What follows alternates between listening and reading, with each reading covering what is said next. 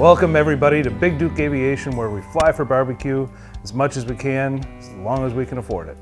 Anyway, my name is Chris, and my buddy Matt, who normally will fly with me, isn't here today because he is actually flying a simulator with an airline, and so he'll be there for about 3 more weeks. So hopefully he'll be able to join me in some of the adventures flying for some barbecue. But let me get you up to date of what's happened. So in August, I bought 44327, a Piper Arrow 1974 PA28-200R. Now this airplane was bigger than what I've normally flown. I've flown 180s, 160s, 140s, all Cherokee models, a couple 172s, and of course, my love, the Piper J3 Cub. This plane was a little bit different, but not that much from the 180, a little bit faster, retractable gear, and also, of course, constant speed prop. Now, getting to learn that wasn't that hard. It's just 2 more levers and a whole bunch of time in it for my insurance company. But I wanted to talk to you a little bit about my purchase process.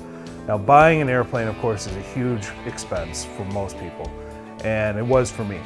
And so looking around, I found a lot of 140s, a lot of 160s, 180s that were hovering around $100,000 to $150,000, sometimes even $160,000. This did not fit my price budget, so I waited, and finally this Arrow actually popped up in Appleton, right up here about 20 miles from Oshkosh, and we went to take a look at it, and it was everything that I wanted, except for it was red. Yep, bright candy apple red, and I wasn't quite sure if I really liked that or not, but I said, well, it's an airplane. It fits exactly what I'm looking for and within the price range. And it had some upgraded avionics on it, so I was like, this is definitely what I want to get into because I'm going to be doing my IFR training very soon. Unfortunately, I didn't have everything together. I ended up going on a deployment to Australia and to Guam for the Air Force Reserve. And I told the lady, I was like, hey, you know, if you got to sell it, sell it. If it doesn't sell by the time I get back, I'll buy it. Well, I got back, it was still here, and I bought that beautiful little red airplane. Like I said, it wasn't hip on the red, but it's growing on me. So, called the insurance company. Insurance company told me I needed to get 150 hours in it, total before the insurance comes down. But to fly it, all I needed was 10 hours. Now that's 5 hours instruction with a CFI, and 5 hours of cross-country time by myself. So jumped in it, did a couple flights. Didn't take me long to get that 10 hours, I can tell you that. I was definitely itching to fly. Now I've got my 10 hours, I'm actually up to about 55 hours, I believe, and enjoying every minute of it. Fast forward, let's go to December. Took the airplane in for annual at the end of December, and I wanted to do a lot of upgrades to it. So I decided to put wing fairings on it from knots to U, which would help with a little bit of speed. I think it says like 1 or 2 knots more. The windshield actually had some stars in it, probably from landing on gravel or something. A couple of warbles, maybe from somebody putting a hot lamp or a light or something like that to it. And so I took out the front windshields, and also because the windshields were out, I decided to actually take out the old glare shield also. The glare shield was just horrendous. It was old, ripped, definitely had a good stench to it from years and years of flying. So we took that out, we put a new glare shield in, new windshield in, did a lot of upgrades to the airplane during the annual. A few more things we did to the airplane was we put some new wing walk on. The wing walk that was on there was pretty old and cracked, and I believe it was more like speed tape with wing walk on it. So we took it all off and put a new coat of wing walk on from Aircraft Spruce. My side passenger window got a crack in it, so we replaced both side passenger windows with brand new ones from Great Lakes, and I tell you what, boy, it's nice to be able to see out of nice clear plexiglass. Another thing we added was a door steward. Now this is the hydraulic one that fits beach, airplanes, Cherokee airplanes, Moonies. It's really nice, it's hydraulic, it opens up the door as soon as you unlatch it. It really holds the door nicely in place while you're trying to get out of the airplane. Other things we installed on the airplane was an LED strip that went along the glare shield. When this aircraft actually got its instruments put in and a new panel put on, they didn't leave the light bulbs in because they weren't able to attach the panel properly if the light bulbs were in. So a lot of the instruments didn't have actual lights to them. So we put an LED strip on, and that LED strip goes along the bottom edge of the glare shield and has a dimmer switch, works great. I did green, reminds me of a C-130. I've done a lot of time in a C-130, so that was my ode to the C-130 Hercules. Other things we did to the airplane, we took all the plugs out, checked them, did an oil change, air filter change, oil filter change.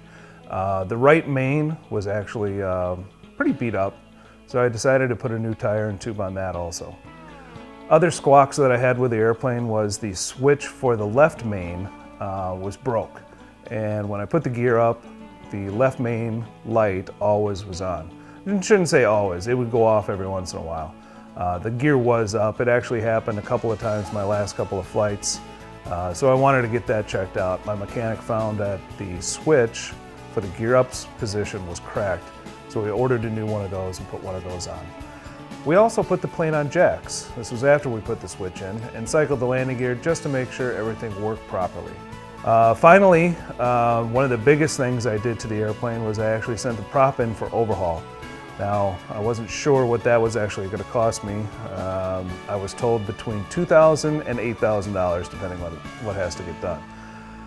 I lucked out, and the prop actually was about $2,800 to get totally overhauled. Came back brand new paint on it. Looks like it's a brand new prop, nicely finished down. It's just amazing to see what that prop looked like when it came back.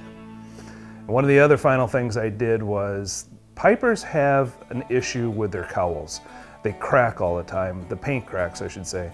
And so I'm a guy that kind of likes things a little nicer, so I sent it over to Myers Aviation here in Oshkosh, and they sat for 2 weeks, sanded on it, primed it, put everything, tender, loving care, whatever you can think of into that cowl, the top and the lower, and painted it up, and now it's bright apple, cherry red, whatever you want to call it, and it looks great.